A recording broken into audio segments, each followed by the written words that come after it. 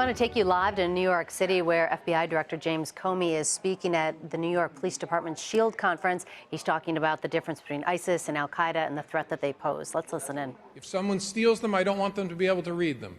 I am a huge fan of strong encryption. We need safety and security on the internet. I am also a very big fan, as everybody in this room is, of public safety.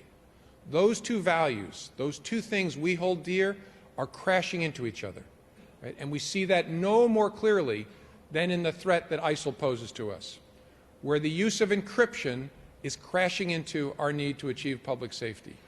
There is not an easy answer to this.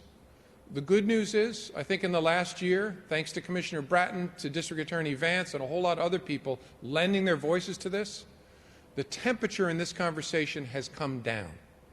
People in the tech sector and in government and in the media realize that we are not at war with each other. Wars are fought between people who don't share values. We share the same values. Everybody cares about public safety and about security on the internet. And everybody, I think, now realizes we have a collision. Democracies talk about such collisions and work to find ways to resolve them. So the piece of good news that I offer you from the last year of talking about this is, I think the temperature has come down, and we recognize we are all Americans trying to keep people safe, but we have a problem. That's the first piece.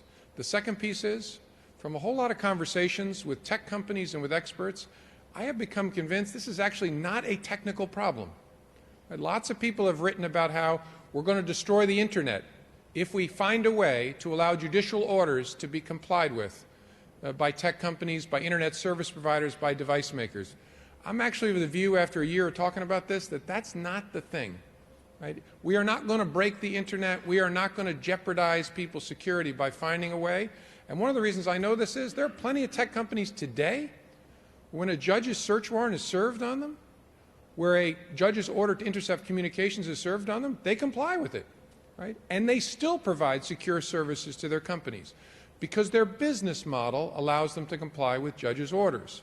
There are lots of other companies that have designed their business models in a way where they say, we can't comply.